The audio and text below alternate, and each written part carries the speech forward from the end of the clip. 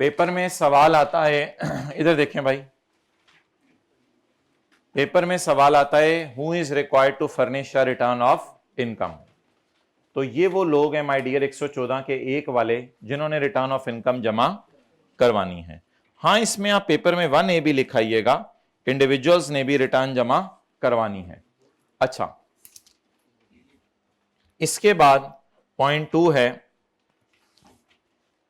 ये पेपर में सवाल आता है व्हेन अ रिटर्न इज, ये आप लोग ने वीडियो सुननी है बार बार, when a return is considered to be complete, या कई दफा ये आता है कि आपने रिटर्न फाइल कर दिए when it is considered as incomplete.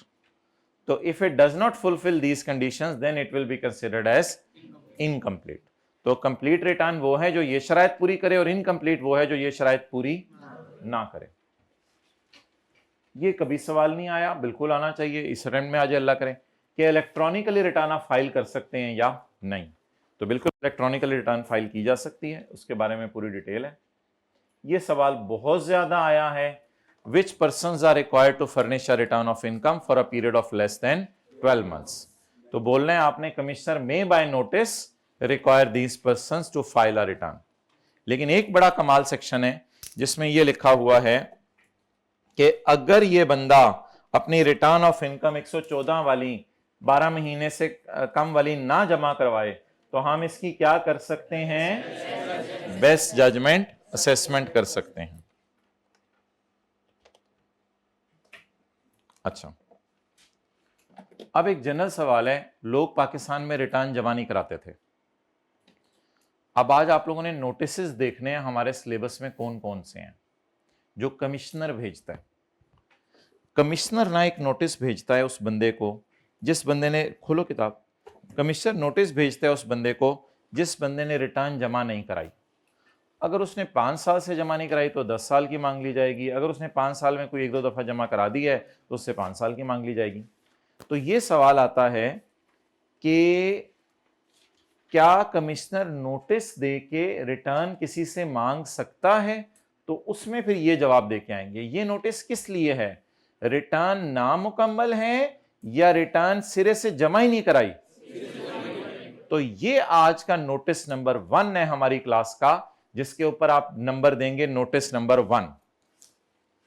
A person has not furnished a return, commissioner may by notice require him to file it।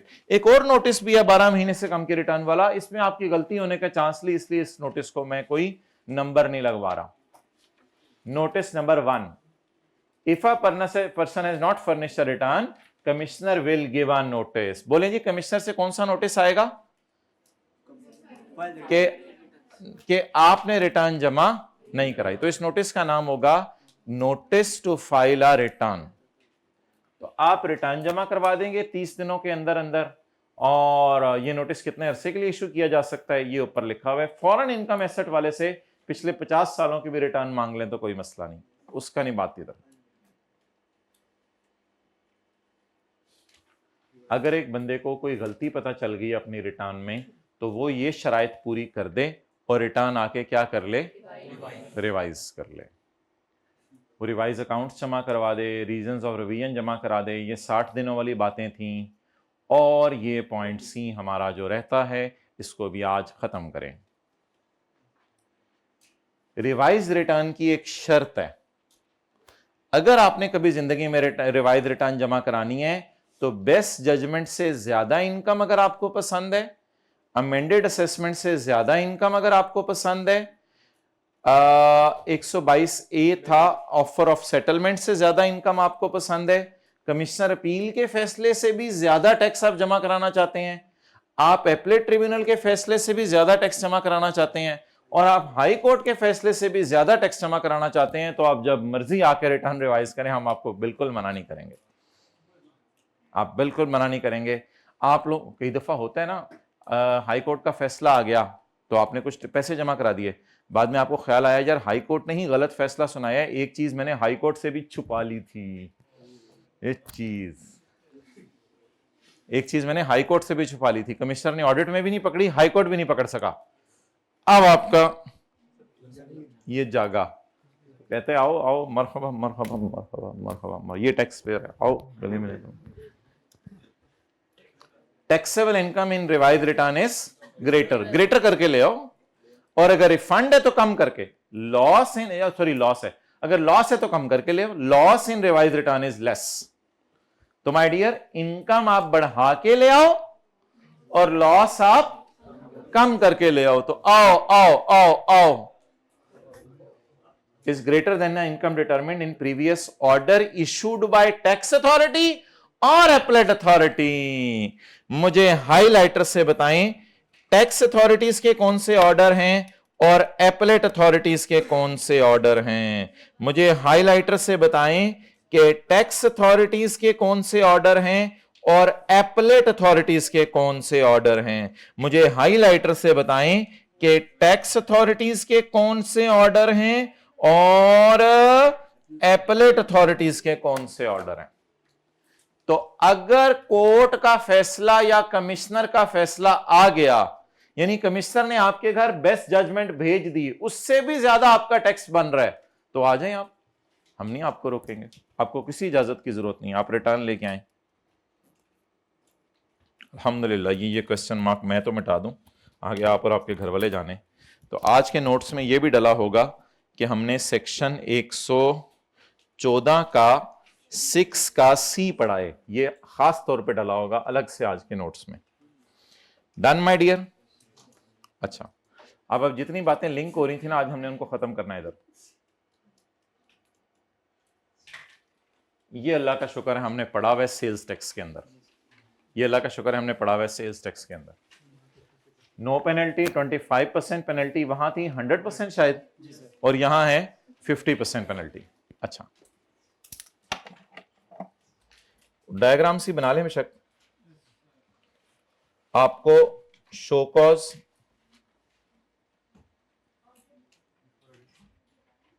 आपने रिटर्न जमा करवाई, आपको शुरू हुआ ऑडिट, आपको शो कॉज नोटिस आया, आपने रिप्लाई किया, और amended assessment order.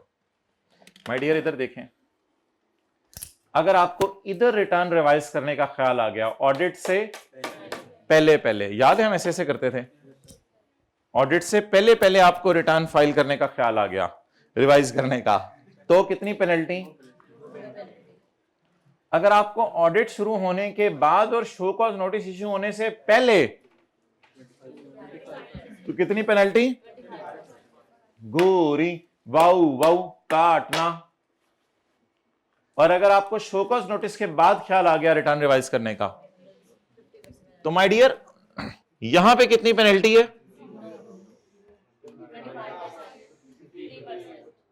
50%। Done done. Following amounts are required to be paid at the time of filing a revise return जमा कराते हुए आपने ये अमाउंट्स पे करनी है। कौन सी अमाउंट्स माय डियर?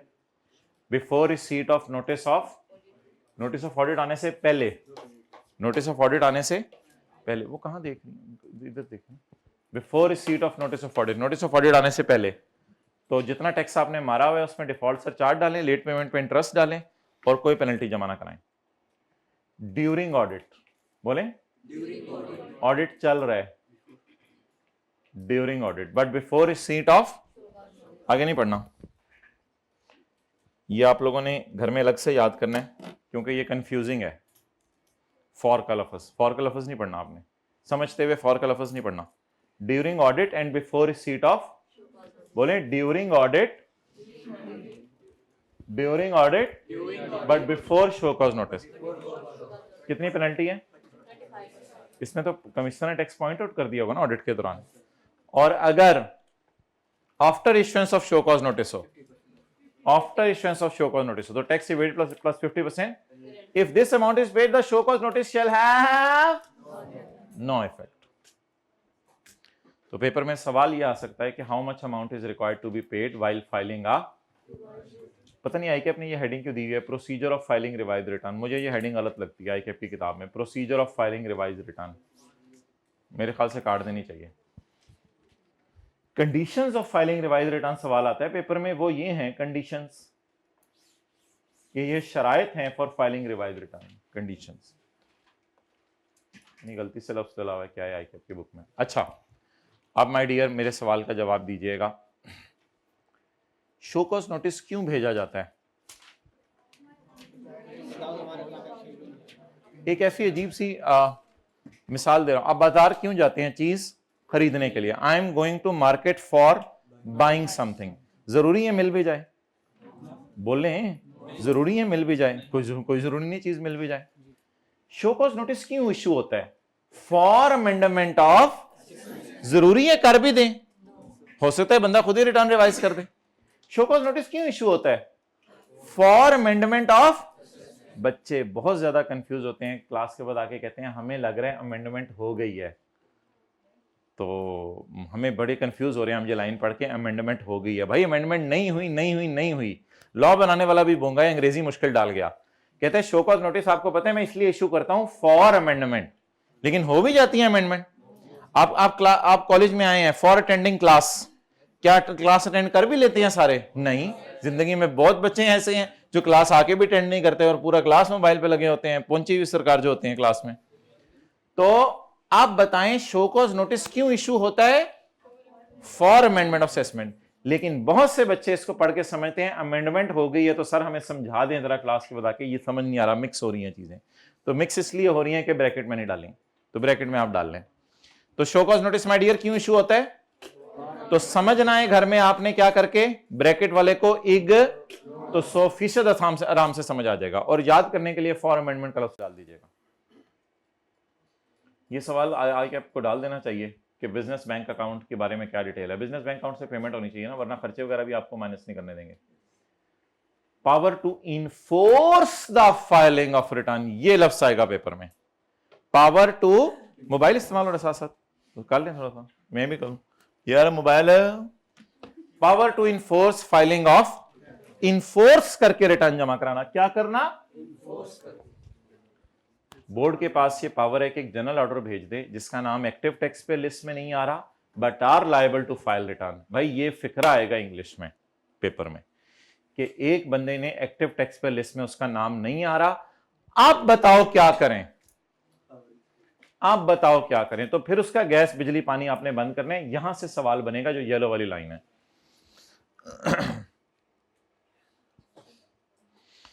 इन 4 बंदों ने इस 4-5 वजह से रिटर्न जमा नहीं करानी, ये तो आपको पता है।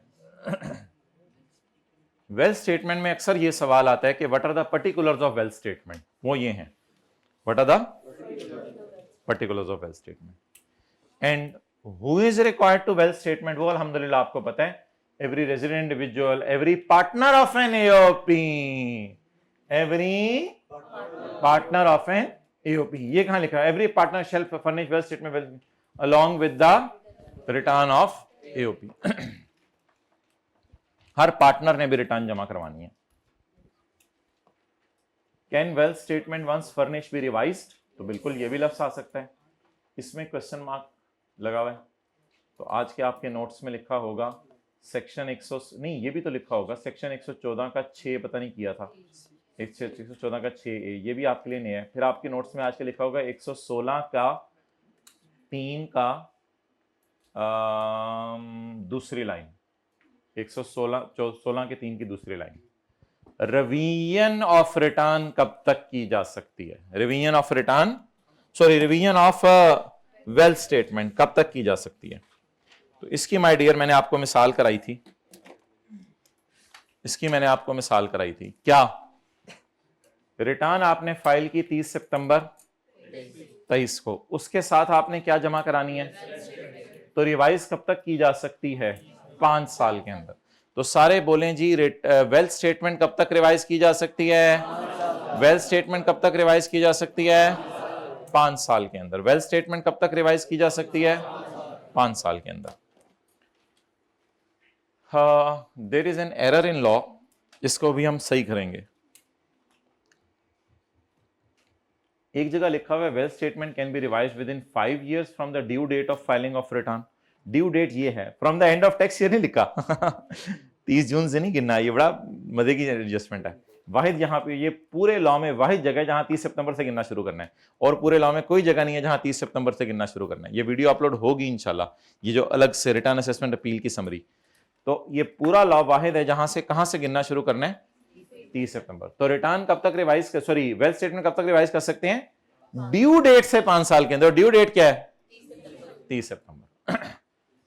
इधर लिखा है wealth statement can be revise with in 5 years, और इधर लिखा हुआ है revise wealth statement and reasons, कितने रह गया, revision can be made before the receipt of notice for amendment in, इधर लिखा हुआ है शो कॉज नोटिस आने से पहले पहले की जा सकती है, और इधर लिखा हुआ है कि 5 साल के अंदर की जा सकती है। तो पागल समझा हुआ तूने हमें, तो there is a conflict in law.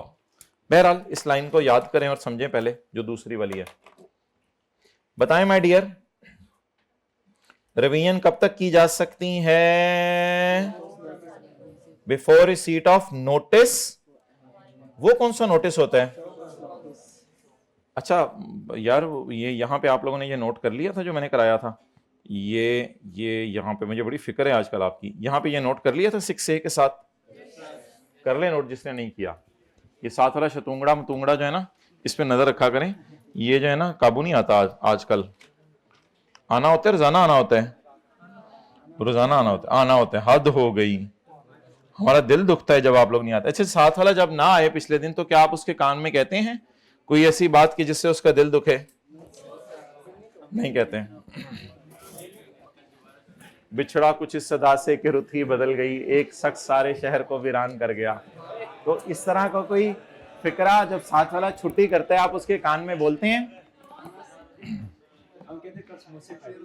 अच्छा वो कह रहे ये शेर मरने वाले के लिए है, यार हमारी मर्जी, हम जिस मर्जी के लिए बना लें ये शेर।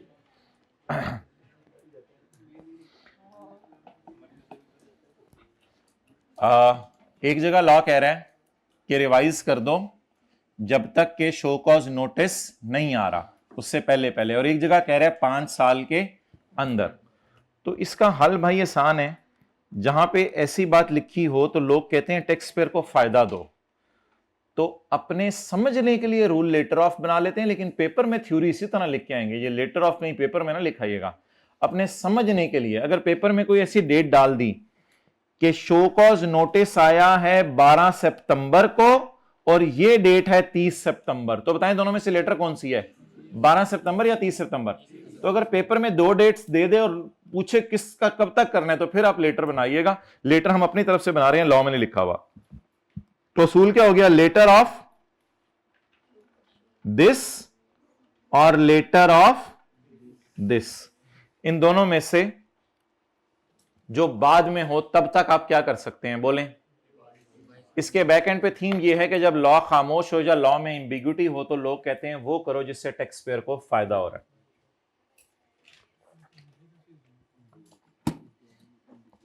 भाई ये खूबसूरत सा करके लिख लिया आप लोगों ने,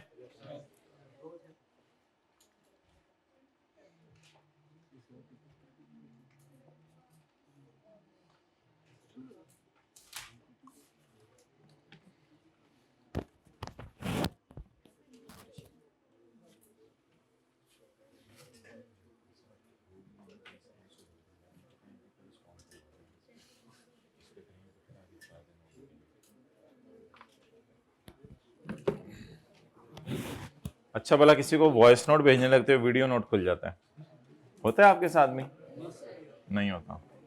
अच्छा जी आगे चलें।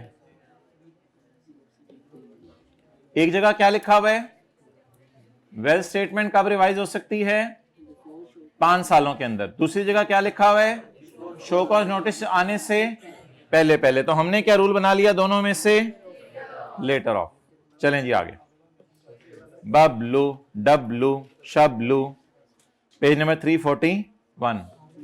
अच्छा मैंने भाई आपको बता दिया है कि हमारी इंशाल्लाह कोशिश करेंगे 31 जनवरी को आपको दोपहर को बुला के बाद में फारिग कर दें। फारिग इस तरह नहीं करेंगे कि आप सारे लेटे हों क्लास के अंदर आपको इंशाल्लाह फारिग कर देंगे, फिर आपको फरवरी में एक दिन बुलाएंगे। अगर उसके बाद भी आपके दिल में हुआ कि ये चीज़ भी हमें ज़रा बता दें, ये वाला पेपर, ये चीज़, तो उसके लिए मैं हाजिर हूँ। तो मैंने आपको बता दिया कि हम आपकी जान नहीं छोड़ेंगे हत्ता कि आप हमारी जान छोड़ दें। तो यू हैव टू छोड़ फर्स्ट, आई विल नॉट छोड़ you first. Page 341 foreign income and asset statement का बड़ा खूबसूरत सवाल आता है कि ये किसने जमा करानी है।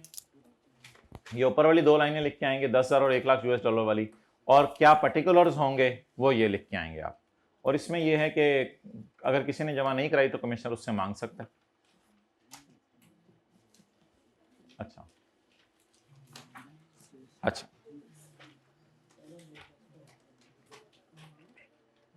अच्छा जी, टैक्स पेयर को चाहिए, ये नोटिस टैक्स पेयर देगा, टैक्स पेयर, हाँ टैक्स पेयर को चाहिए कि नोटिस दे डिसकंटिन्यूड बिजनेस का बंद होने के बाद 15 दिन के अंदर, और फिर रिटर्न भी जमा करवाए।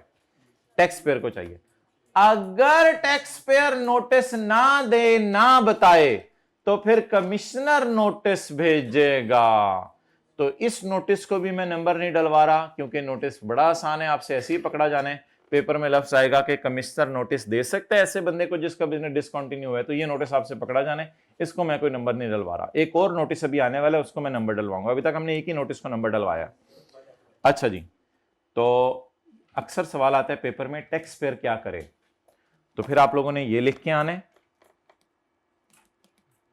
टीपी, और अगर सवाल आए कमिश्नर की क्या पावर है, अगर कमिश्नर को पता चल गया तो फिर आप लोगों ने ये लिख के आना है। आप जो लोग इसको अटेंटिवली नहीं ले रहे उनको चीजें याद होंगी, सारा चैप्टर 15 रट्टा हमारा होता है, पेपर में सवाल समझ नहीं आता, क्योंकि ये छोटी छोटी, यस सर, हद होती है, इंशाल्लाह नहीं की जगह यस सर, ओके। आज ही हम 117 का 4 आपको पढ़ाएंगे, अटेंटिव हो जाएं सारे। A return furnished here will be treated as assumed। जाहिर बात है, जब आप रिटर्न जमा करा देंगे तो एज्यूम हो जाएगा कि आपको असेसमेंट ऑर्डर इशू हो गया है। तो आज हमने एक और सेक्शन पढ़ा 117 का 4, जो 120 में हम ऑलरेडी कई दफा पढ़ चुके हैं। तो इधर वाली रिटर्न का स्टेटस भी बोलें क्या है। तो पेपर में सवाल आया कि बिजनेस डिसकंटिन्यू होने की रिटर्न टैक्स पेयर ने खुद जमा करा दिया, इसका स्टेटस बताएं। मैरिटल, ये बता के आएंगे, डीम्ड असेस्ड। अच्छा बच्चों, आपको भूल चुका हुआ है, अगर कंपनी का ईयर एंड जनवरी से जून है तो कंपनी ने दिसंबर में आना है। अच्छा, मुझे अब क्या करता, मुझे नहीं बिल्कुल समझ आ रही थी। एक मेरे पास ऑप्शन ये थी कि एक्स्ट्रा क्लास में आज पूरे चैप्टर की रिवीजन कराता, लेकिन वो मैंने अभी करवा दिया है, और अब एक्स्ट्रा क्लास में इसके जो पास्ट पेपर 2-3 रह गए हैं वो करवाने पड़ेंगे। अब आपकी तरफ से मुझे थोड़ी सपोर्ट चाहिए, एक्स्ट्रा क्लास में आ जाइएगा, ना आइएगा तो घर में ले लीजिएगा। कितने लोग ले लेंगे इंशाल्लाह, ठीक है। तो मेरे पास ऑप्शन 2 ये थी, क्लास कौन सी होती है, चलो शाम को ले लेना। तो मेरे पास ऑप्शन अब यही थी, बेहतर था मेरे से चैप्टर रिवाइज हो जाए, लेकिन पास पेपर भी कैसे टेस्ट हो रहे हैं वो भी बड़ा इंपॉर्टेंट है। तो बड़े 2-3 इंपॉर्टेंट सवाल हैं जो कल आपको होमवर्क में दिए थे, वो आज डिस्कस करने हैं मैंने, और उसमें नोटिस के ऊपर बहस करनी है। अच्छा, तो अच्छा माय डियर, अगर अभी आधा घंटा आज पता नहीं मैंने ज़ाया किया क्या किया, आई डोंट नो। जनवरी शायद आपको में से किसी को फायदा हो गया हो। अगर जनवरी से जून है तो आप कब आ जाएं, दिसंबर में, और अगर जुलाई से दिसंबर है, सितंबर में। ये रूल किनके लिए हैं, कंपनीज के लिए। और सैलरी वाले ने इलेक्ट्रॉनिक फाइल रिटर्न जमा करानी है। सैलरी के रिटर्न जमा कराने का अगर 1-2 नंबर का सवाल आया तो वो ये पॉइंट 2A में से आएगा कि सैलरी वाले ने कैसे रिटर्न जमा करानी है। और इंडिविजुअल एओपीस के लिए जनरल रूल है कि 30 सितंबर तक जमा कराएं हर सूरत में। अच्छा जी, अगर आप रिटर्न जमा नहीं करवा सके 30 सितंबर तक, तो माय डियर 30 सितंबर से पहले पहले जाके बताएं। इन रीजंस की वजह से आपको रिलैक्सेशन मिल जाएगी कि आप रिटर्न जमा ना करवाएं टाइम पे, कोई मसला नहीं। और आपको 15 दिन की छूट मिलेगी, ज्यादा की भी मिल सकती है, लेकिन अगर छूट नहीं मिल रही तो आप कमिश्नर अपील के पास जा सकते हैं, लेकिन चाहे चले भी जाएं तो डिफॉल्ट सरचार्ज देना पड़ेगा। ये बातें कितने लोगों को तकरीबन 80% याद आ गई हैं आज रिवाइज करने से। अच्छा, अब मुझे बता दें कि असल में ये काम आपने अब घर में करना है कि रिटर्न ऑफ इनकम में पहला 1 और 1 ये था कि किस किस ने रिटर्न जमा करानी है। इस तरह की अगर कोई समरीज बना ले, 1 और 1A में ये था कि किस किस ने रिटर्न जमा करानी है, और 2 में ये था रिटर्न कब कंप्लीट समझी जाती है, और 3 में ये था कि अगर 12 महीने से कम की रिटर्न जमा करानी हो तो क्या सीन है, और 4 और 5 में ये था कि किसी बंदे ने रिटर्न जमा नहीं कराई तो उससे कितने सालों की रिटर्न मांगी जा सकती है, जिसको हमने नोटिस नंबर 1 कहा था, और 6 में था रिवाइज रिटर्न जमा कराने की शराइत, और 6A में आज पढ़ा है हमने रिटर्न जमा कराएं तो 25% पेनल्टी, 0% और 50%। ये इस तरह रिवीजन हम किया करते थे अल्हम्दुलिल्लाह अपने जमाने में, और 6-6 7-7 दफा बुक खत्म कर लेते थे। ये आपको कोई मुबालगा नहीं कर रहा, 6-6 7-7 दफा बुक खत्म कर लेते थे, एक एक थ्योरी पता होती थी कहां से आई है।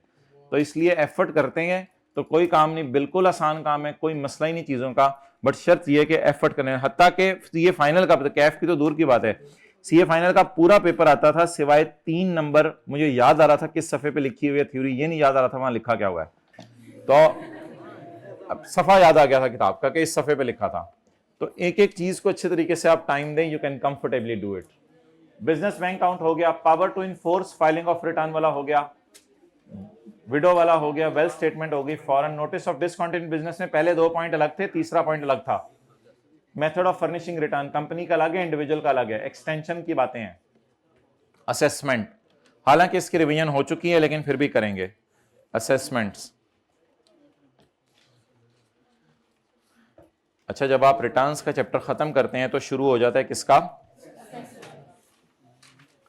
माय डियर, जब आप मुकम्मल रिटर्न जमा करा देना तो उसका स्टेटस बन जाता है एज्यूम्ड असेसमेंट। और एक सवाल है कि आपको जरूर बनाना चाहिए कि मुकम्मल रिटर्न का स्टेटस क्या है, और इसके साथ ही आईकैप को यह सवाल बनाना चाहिए 122 में से भी, 122 में से भी सवाल बनाना चाहिए कि रिवाइज रिटर्न का स्टेटस क्या है।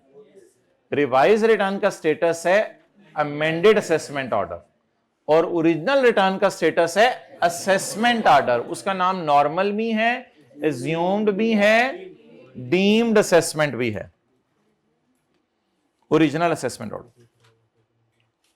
माय डियर, ऑटोमेटेड एडजस्टमेंट्स का सवाल तो आपको पकड़ा जाएगा, इसकी टेंशन नहीं मुझे, 2A की। अगला सवाल, ये जी आज का नोटिस नंबर 2 है, ये उस बंदे को नहीं आ रहा जो बंदा रिटर्न जमा नहीं करा रहा, ये उसको कमिश्नर नोटिस भेज रहा है जो जमा करा रहा है लेकिन इसने कोई चीज साथ मिसिंग की है, जो होमवर्क के सवाल के अंदर पता नहीं क्वेश्चन नंबर 15, 16, 17 में से कोई था, पता नहीं शुरू वाले 8वें 9वें सवाल में से था, पता नहीं, अब आप लोगों को सवाल नंबर भी नहीं याद होते। अच्छा जी, मैंने तो होमवर्क अगर किया तो सवाल नंबर आपको मैं बता देता, इतना तो बंदे को याद होता ही है। अच्छा जी, अब छोड़े, क्वेश्चन 6 बता दिया किसी ने। तो अब माय डियर, अगर एक बंदा रिटर्न ही जमा ना कराए तो सेक्शन 114, और अगर एक बंदा रिटर्न जमा करा दे लेकिन इनकम्प्लीट हो तो ये फिर होगा, और आप इतने दिनों में कमिश्नर आपसे मांग सकता है। डन। अच्छा, 3 बातें हैं, 3 बातें इधर देखें, ये आपका साल है, ये आपका साल है, आप इंडिविजुअल हैं तो आपने रिटर्न यहां तक जमा करवानी है, ठीक है। और अभी हम पढ़ के आए हैं इसके 5 साल के अंदर अंदर, इसके 5 साल के अंदर अंदर आप वेल्थ स्टेटमेंट रिवाइज कर सकते हैं। ओके माय डियर, इसके 5 साल के अंदर अंदर आप वेल्थ स्टेटमेंट रिवाइज कर सकते हैं, या शो कॉज नोटिस आने वाला हो तो उससे पहले पहले, विच एवर इज लेटर, वो अलग बात है। दूसरी बात, इसके फाइनेंशियल ईयर के एंड के 180 दिन के अंदर अंदर कौमी आपको कह सकते हैं आपकी रिटर्न नामुकम्मल है, जल्दी से आके इसमें कमी पूरी करें, यह अलग है। और अगर आपका ऑडिट शुरू हो गया है, रिटर्न मुकम्मल थी, आपका ऑडिट शुरू हो गया है, तो फिर यहां से 5 साल के अंदर अंदर an assessment order can be amended, क्योंकि इधर एज्यूम्ड वाला इश्यू हो चुका है ना, तो वो अमेंडमेंट ऑफ असेसमेंट है। तो वेल्थ स्टेटमेंट रिवाइज की जा सकती है यहां से 5 साल के अंदर। अगर आपकी रिटर्न नामुकम्मल है तो यहां से 180 दिन के अंदर वो मांगी जाएगी। और अगर आपको ऑडिट शुरू हो गया है और एज्यूम्ड असेसमेंट ऑर्डर को अमेंड करना है तो वो यहां से 5 साल के अंदर, वो सेक्शन 122 है। अब अगला सवाल आता है माय डियर कि बेस्ट जजमेंट किन लोगों की जा सकती है।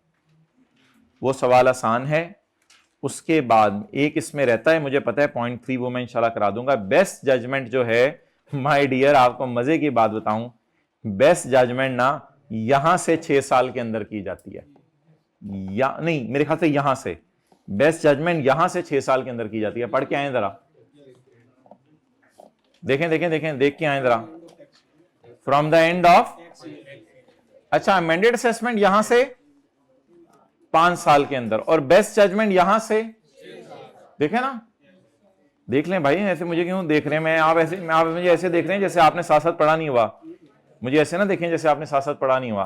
6 years after the end of the tax year, सोतों को जगा दें और बातें करने वालों को चुप करा दें। भाई चुप का रोजा रख लें। हाइब्रिड में इतने नेड़े हो के आप लोग बातें कर रहे हैं, इससे पता नहीं कौन सी राज की बातें हैं। अच्छा जी, एक सेक्शन है हमारा जो मेन है, उसका नाम है अमेंडमेंट ऑफ। तो an assessment order can be with in 5 years। अच्छा, इसमें माय डियर जो मशहूर जमाना सवाल है ना, वो टाइम लिमिट का है और सरकमस्टांसेस का है। टाइम लिमिट अगर आपने फर्स्ट अमेंडमेंट करनी है तो 5 साल है, और अगर आपने फर्दर करनी है, बार बार करनी है, तो लेटर ऑफ 5 year और 1 year। और सरकमस्टांसेस आपको पता है 5 और 5A में है, और ये 122(2) में है, और ये 122, तो 122(3) में क्या है फिर? Revision of return, revision of return 122(3) में। तो अमेंडमेंट ऑफ असेसमेंट कब की जा सकती है? जब prejudicial to interest of revenue है, या कोई इनकम स्केप हो गई है, किसी हेड में मिस क्लासिफाई हो गई है, या कम डिक्लेयर हो गई है।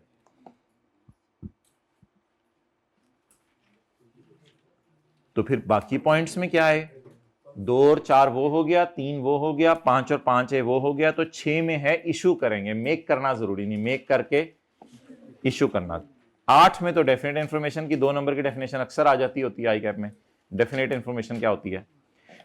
9वां बड़ा मजे का है, असेसमेंट अमेंड नहीं कर सकते जब तक के शो कॉज नोटिस ना दे दें, और जब शो कॉज नोटिस दे दें तो उसके 180 दिनों के अंदर अमेंडमेंट ऑफ असेसमेंट करनी जरूरी है।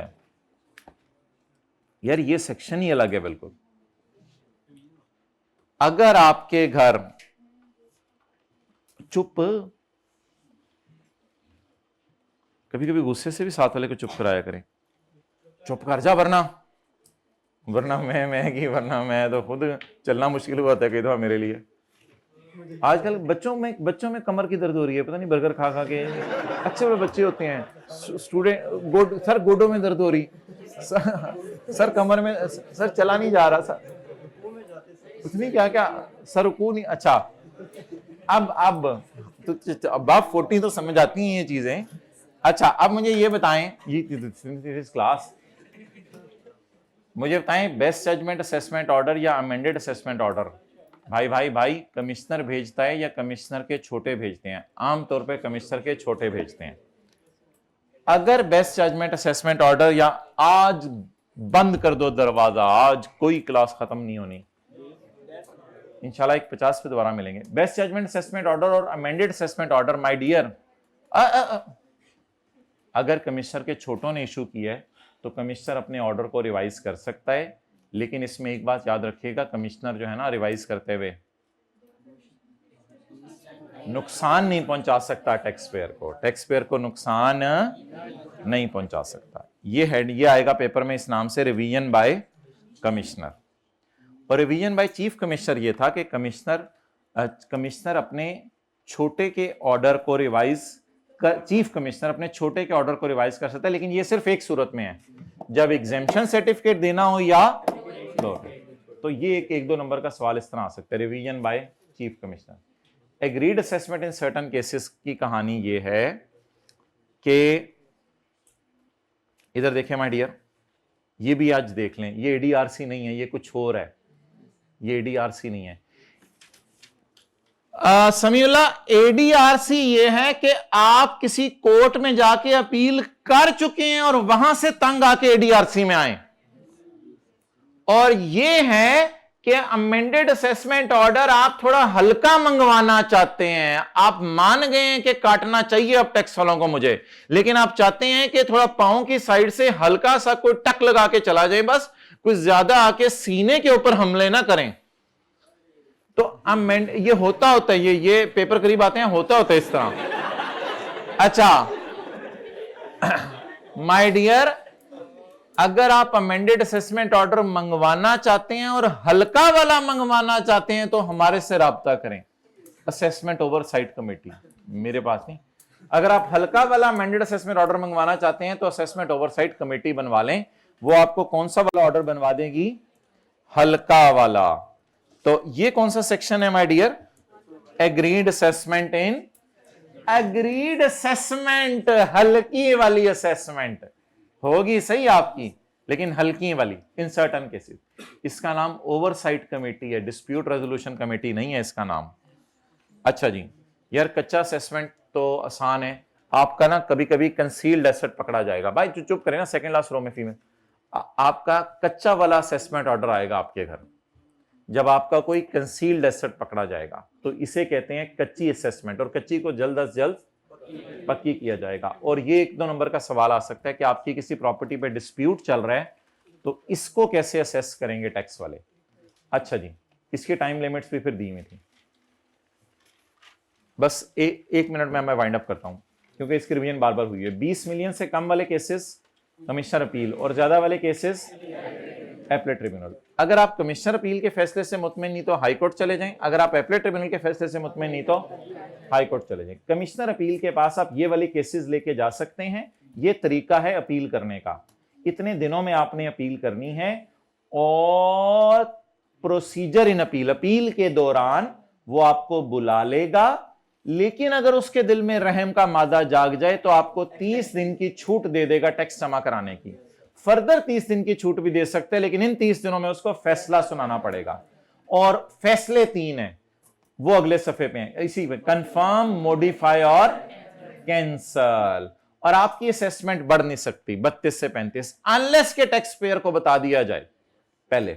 अगर एओपी की असेसमेंट अमेंड होगी तो पार्टनर्स की भी अकॉर्डिंगली हो जाएगी। कमिश्नर अपील ने माय डियर फैसला सुनाना 120 दिन में, ये याद रखें बात सारे। कमिश्नर अपील ने कितने दिनों में फैसला सुनाने? टू कंफर्म, मॉडिफाई और एनल, ये उसके फैसले हैं, ये टाइम लिमिट है। इसके बाद एपलेट ट्रिब्यूनल कैसे बनता है ये मुझे बताने की जरूरत नहीं है। एपलेट ट्रिब्यूनल केस सुनेगा वो वाले जो कमिश्नर ने आपको तंग किया 20 मिलियन से ज्यादा। इधर भी आपने 30 दिनों में आने हैं, लेकिन इधर डिमांड नोटिस का लफ्ज नहीं है। बातें ना करें ना हाइब्रिड में, छोटे छोटे कॉन्सेप्ट दे रहा हूं मैं। इधर डिमांड नोटिस का लफ्ज नहीं है, इधर किस चीज का लफ्ज है? ऑर्डर मिलने का। ऑर्डर मिलने के 30 दिन में, उधर किसका लफ्ज था? डिमांड नोटिस के। तो अपील का तरीका वही है, और अपील आप 30 दिनों के बाद भी कर सकते हैं।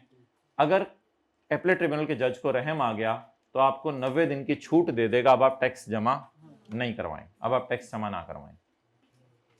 एपलेट ट्रिब्यूनल को जो आपने अपील की है उसका फैसला वो 90 दिन में सुनाया करेगा। फैसला वही आएगा, कंफर्म, मॉडिफाई और कैंसल। लेकिन 2 और भी हैं इधर, 2 और भी हैं। अच्छा, ये उनके फैसले हैं। वैसे एपलेट ट्रिब्यूनल के बाद जब आप जाएंगे ना, वो कहेगा यार एडीआरसी चले जाओ।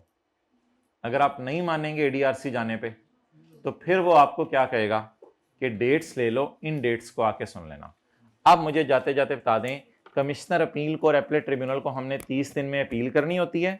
कमिश्नर अपील ने 120 दिन में फैसला सुनाना होता है, और एपलेट ट्रिब्यूनल ने दोनों का फैसला कंफर्म, मॉडिफाई और एनल है। लेकिन एपलेट ट्रिब्यूनल के फैसले में ये 2 लाइनें एक्स्ट्रा हैं, और एपलेट ट्रिब्यूनल का फैसला क्वेश्चन ऑफ फैक्ट पे फाइनल है।